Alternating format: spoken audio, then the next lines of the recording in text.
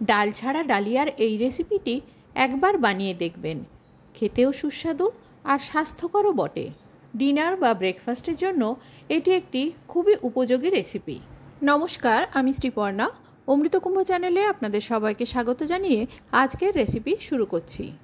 বাজার থেকে ডালিয়া কেনার পরে সেই ডালিয়া ড্রাই রোস্ট করে রাখলে ডালিয়া দীর্ঘদিন ভালো থাকে আর রান্নার ঝামেলাটা অনেকটাই কমে যায়।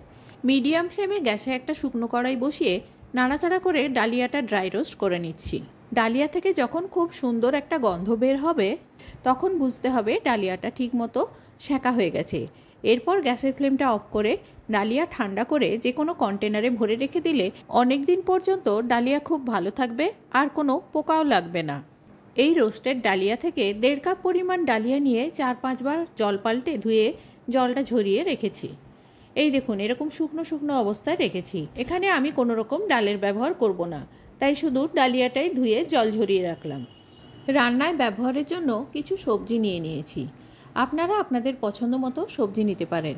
আমি এখানে গাজর, বিনস, পটল, আলু, পেঁপে নিয়েছি আর একটা গোটা টমেটো নিয়েছি। এটা পরে ফালি করে দিয়ে দেব।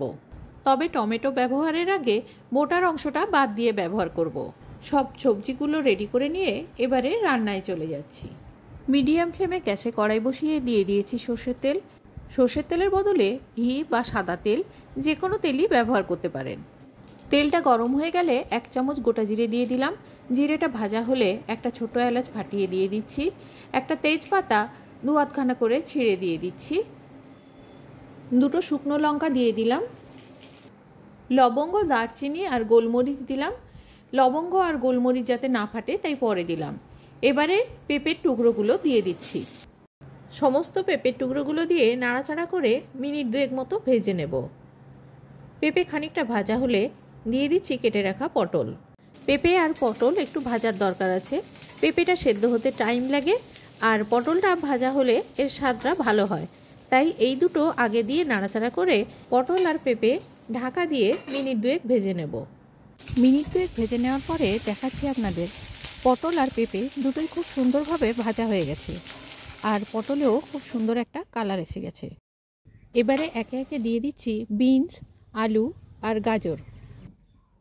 সব কিছু তেলের সাথে ভালো করে মিশিয়ে নিয়ে ঢাকা দিয়ে আরও মিনিট 2 রান্না হতে দেব। 2 মিনিট রান্না করে নেওয়ার পরে নাড়াচাড়া করে দিয়ে দিচ্ছি এর মধ্যে কুচনো পেঁয়াজ। আমি এখানে একটা বড় সাইজের পেঁয়াজ ব্যবহার করেছি। মিনিট 2 মতো নাড়াচাড়া করে সব কিছু একসাথে ভেজে নেব। এই সময় পেঁয়াজটাও হালকা ভাজা হয়ে যাবে আর নরমও হয়ে যাবে। এবারে দিয়ে দিচ্ছি ধুয়ে রাখা ডালিয়া। সমস্ত ধোয়া ডালিয়া কড়াইতে দিয়ে এই সবজির সাথে নাড়াচাড়া করে ভাজতে থাকব। যেহেতু ডালিয়া ড্রাই রোস্ট করা ছিল, মিনিট 3-4 ভেজে নিলেই চলবে। মিনিট 4-5 ডালিয়াটা সবজির সাথে নাড়াচাড়া করে ভেজে নিয়ে দেখাচ্ছি আপনাদের ডালিয়া কিন্তু একটুও কড়াইতে লাগেনি আর ডালিয়াটা বেশ শুকনো ঝুরঝুরে হয়ে গেছে।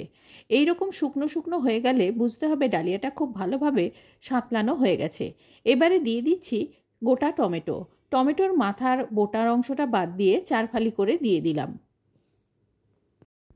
ঝালের জন্য প্রয়োজনীয় কাঁচা লঙ্কা দিয়ে দিচ্ছি পরিমাণ মতো নুন। কেউ গুঁড়ো লঙ্কা ব্যবহার করলে করতে পারেন। পরিমাণ মতো গুঁড়ো হলুদ দিয়ে দিচ্ছি।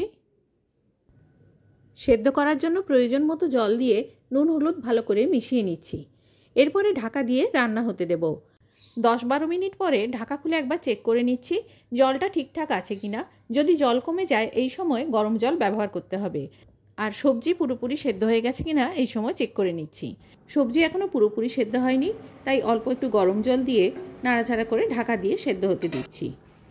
মিনিট 5 রান্না করে নেওয়ার পরে ডালিয়া আর সবজি পুরোপুরি সেদ্ধ হয়ে যাওয়ার পরে দিয়ে দিচ্ছি এর মধ্যে একটা স্পেশাল ভাজা মশলা। এই মশলার লিঙ্ক ডেসক্রিপশন বক্সে দেওয়া থাকবে, ওখান থেকে আপনারা পেয়ে যাবেন। মশলা ভালো করে মিশিয়ে নিয়ে নুন ঝাল অ্যাডজাস্ট করার জন্য দিয়ে দিচ্ছি সামান্য পরিমাণ চিনি। নাড়াচাড়া করে চিনিটা মিশিয়ে নিচ্ছি আর এই সময় নুনটা চেক করে নিচ্ছি। সব কিছু ভালো করে মিশিয়ে নিয়ে ঢাকা দিয়ে 5 মিনিট স্ট্যান্ডিং টাইমে রেখে দেওয়ার পরে ঘি দিয়ে পরিবেশন করছি আজকের রেসিপি। ডাল ছাড়া এই ডালিয়ার খিচুড়ি কেমন লাগলো কমেন্টে জানাতে ভুলবেন না। আজ এই পর্যন্ত। দেখা হবে অন্য কোনো দিন অন্য কোনো রেসিপিতে। সবাই ভালো থাকবেন। ধন্যবাদ।